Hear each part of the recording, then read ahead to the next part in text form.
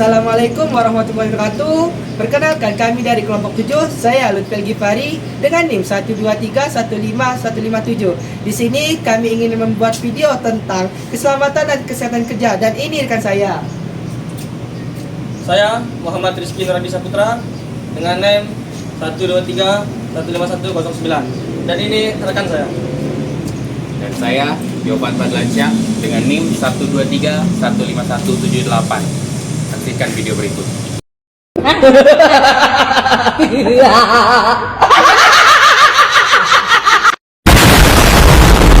Assalamualaikum warahmatullahi wabarakatuh. Di sini saya ingin menjelaskan tentang pengertian dari keselamatan dan kesehatan kerja yang biasa disingkat yaitu 3K.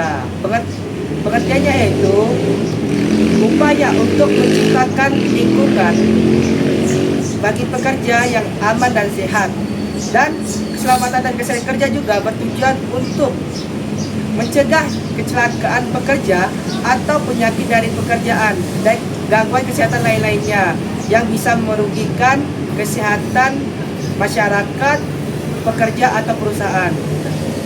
Dan yang kedua, tujuan manajemen keselamatan dan kesehatan kerja. Yang pertama itu bisa untuk mencegah kecelakaan kerja, dan yang kedua mencegah penyakit akibat kerja, yang ketiga meningkatkan produktivitas kerja, yang keempat yang terakhir itu adalah meningkatkan moral kerja. Yang pertama, mencegah kecelakaan kerja. Tujuan utama K3 adalah untuk melindungi pekerja dan risiko kecelakaan kerja yang dapat menyebabkan cedera serius atau kematian. Dan yang kedua, mencegah penyakit akibat kerja.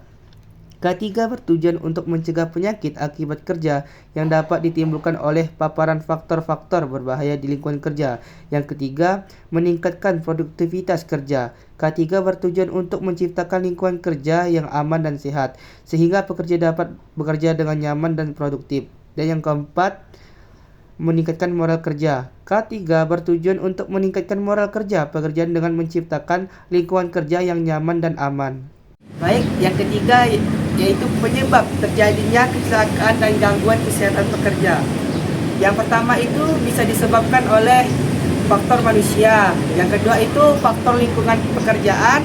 Yang ketiga juga bisa diakibatkan oleh faktor peralatan pekerjaan. Penyebab terjadinya kecelakaan dan gangguan kesehatan karyawan yaitu pertama, faktor manusia. Kelalaian, kurangnya keterampilan, kelelahan, kondisi fisik dan mental yang buruk dapat meningkatkan resiko kecelakaan kerja. Yang kedua, faktor lingkungan kerja. Kondisi lingkungan kerja yang buruk seperti pencahayaan yang tidak memadai, suhu ekstrim, kebisingan, getaran, dan paparan bahan kimia berbahaya dapat menjadi penyebab kecelakaan kerja. Yang ketiga, faktor peralatan kerja. Peralatan kerja yang rusak, tidak sesuai standar atau tidak dirawat dengan baik dapat meningkatkan resiko kecelakaan kerja. Baiklah, di sini saya akan menjelaskan tentang pendekatan pada sistem manajemen keselamatan dan kesehatan kerja. Dan di mana ada beberapa pendekatan. Yang pertama adalah perencanaan, yang kedua ada implementasi, yang ketiga ada evaluasi, dan yang keempat ada perbaikan berkelanjutan.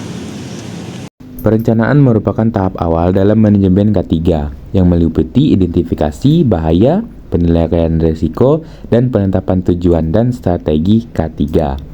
Implementasi K3 meliputi penerapan program dan prosedur K3, pelatihan dan pembinaan pekerja, dan pengawasan terhadap pelaksanaan K3. Evaluasi K3 bertujuan untuk menilai efektivitas program dan prosedur K3 yang telah diterapkan dan untuk mengidentifikasi area yang perlu diperbaiki. Perbaikan berkelanjutan merupakan proses yang berkesinambungan untuk meningkatkan efektivitas manajemen K3 dan untuk mencegah terjadinya kecelakaan kerja dan penyakit akibat kerja. Baiklah, di sini saya akan menjelaskan prinsip-prinsip manajemen keselamatan dan kesehatan kerja, yang dimana ada beberapa prinsip.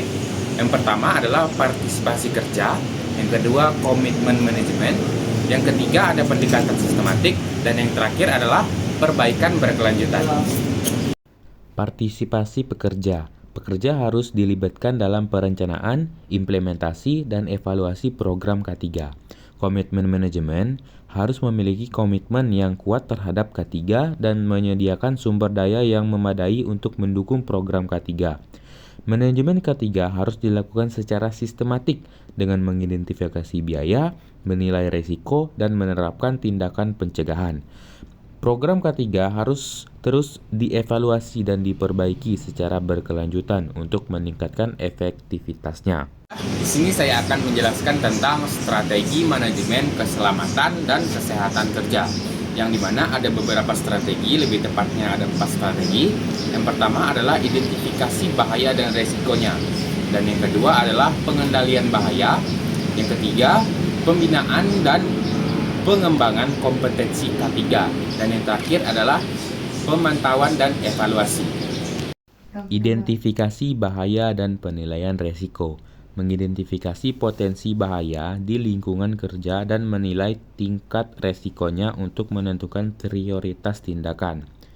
Pengendalian bahaya. Menerapkan tindakan pencegahan untuk menghilangkan atau meminimalkan resiko kecelakaan kerja dan penyakit akibat kerja. Pembinaan dan pengembangan kompetensi K3. Memberikan pelatihan dan pembinaan kepada pekerja tentang K3 untuk meningkatkan pengetahuan, keterampilan, dan sikap mereka. Pemantauan dan evaluasi. Memantau secara berkala pelaksanaan program K3 dan mengevaluasi aktivitasnya untuk memastikan bahwa program K3 bekerja sesuai rencana. Pengendalian bahaya dan pengendalian risiko. Yang pertama itu ada eliminasi, yang kedua substitusi, yang ketiga yaitu rekayasa, yang keempat yaitu prosedur kerja. Pengendalian bahaya dan pengendalian risiko. Yang pertama eliminasi, menghapus bahaya sepenuhnya dari lingkungan kerja. Yang kedua substitusi, mengganti bahaya dengan bahaya yang lebih rendah. Yang ketiga rekayasa, membuat perubahan pada lingkungan kerja untuk mengurangi risiko. Yang keempat prosedur kerja, menetapkan prosedur kerja yang aman untuk meminimalkan risiko. Pembinaan dan pengembangan kompetensi K3. Yang pertama itu pelatihan, yang kedua itu pembinaan, yang ketiga yaitu sertifikasi. Pembinaan dan pengembangan kompetensi K3. Yang pertama yaitu pelatihan. Memberikan pelatihan K3 kepada pekerja untuk meningkatkan pengetahuan, keterampilan, dan sikap mereka. Yang kedua yaitu pembinaan. Memberikan pembinaan kepada pekerja untuk meningkatkan pemahaman dan penerapan K3 di tempat kerja. Yang ketiga sertifikasi. Memberikan sertifikasi K3 kepada pekerja yang telah memenuhi persyaratan kompetensi. Pemantauan, evaluasi, dan perbaikan berkelanjutan. Yang pertama yaitu pemantauan, yang kedua evaluasi, yang ketiga perbaikan berkelanjutan. Pemantauan, evaluasi, dan perbaikan berkelanjutan. Yang pertama pemantauan. Memantau secara berkala pelaksanaan program K3 dan mengumpulkan data tentang kecelakaan kerja dan penyakit akibat kerja. Yang kedua, evaluasi. Mengevaluasi efektivitas program K3 dan mengidentifikasi area yang perlu diperbaiki. Yang ketiga, perbaikan berkelanjutan. Menerapkan tindakan perbaikan untuk meningkatkan efektivitas program K3 dan untuk mencegah terjadinya kecelakaan kerja dan penyakit akibat kerja. Hidup kesepian tanpa kekasih. Cukup sekian dan terima kasih. Kami dari kelompok 7 pamit undur diri. Assalamualaikum semuanya.